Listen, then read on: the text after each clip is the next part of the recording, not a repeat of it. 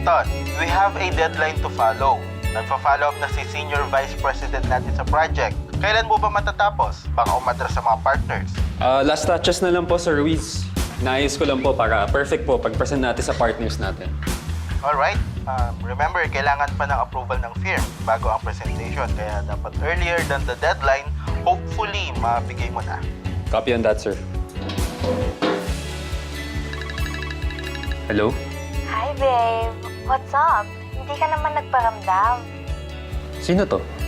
Anton, this is Julie. Nagkita tayo sa bar nung Saturday night. 3 days and still no call? Wrong number? Come on, Anton. Alam kong ikaw yan. Alam mo kung sino man yung nakausap mo sa bar, binigyan ka niya ng wrong number. So please stop calling me, okay?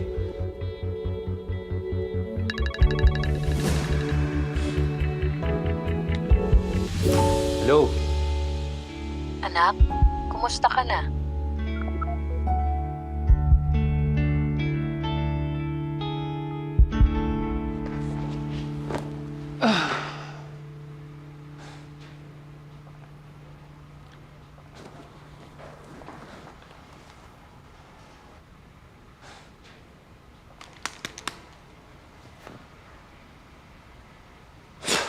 Inis naman, sarado na naman.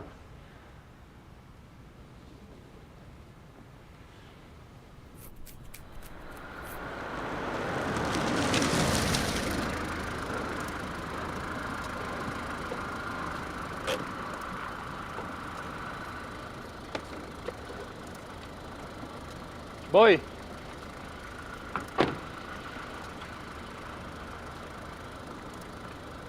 Hoy! Sino ka? Ba't ka nandyan? Alam mo bang bawal solicitation dito? Tatawag ako ng guard. Ikaw po ba si Anton Mendoza? Ako nga. Bakit mo ako kilala? Teka, sino ka ba?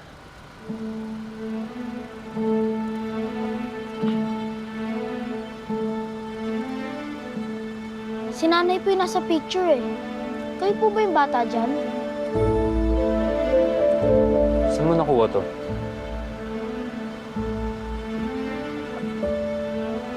Huwag mo nga akong tawagin kuya eh. Hindi nga kita kapatid. Eh sabi po ni nanay nun na magkapatid daw po tayo, magkaiba lang ng tatay. Hindi tayo magkapatid. Hindi ko nanay ang nanay mo. Wala akong nanay. Kaya umalis ka na. Eh kuya, wala na po kasi ako ibang pupuntahan eh. Si nanay po namatay lang noong 1 linggo. Makikiusap po sana ako. Tsaka may bilin din po si nanay nun sa akin bago siya mamatay eh. Nasa'yo daw po humingi ng tulong. Kapal ng mukha ninyo. Kapal ng mukha ng nanay mo.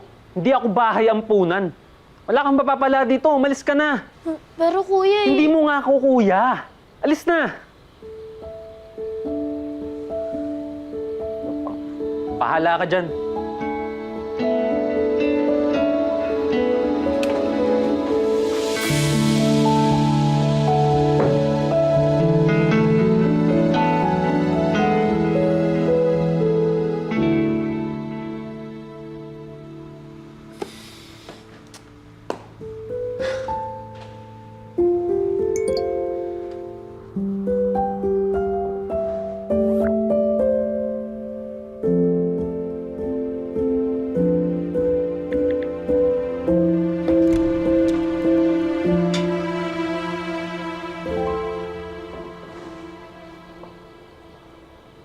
Walang hiya kang bata ka talaga eh, no?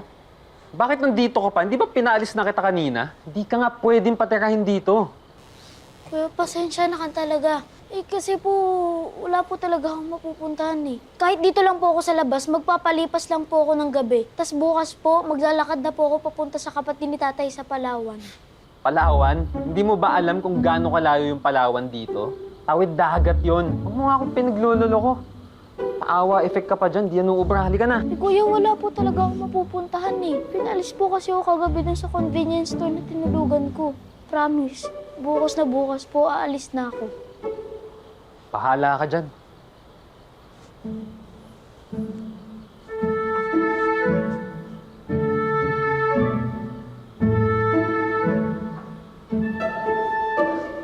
Hindi ka ba scammer o budulero? Ha? O ket bahay? Patingin nga ng ID.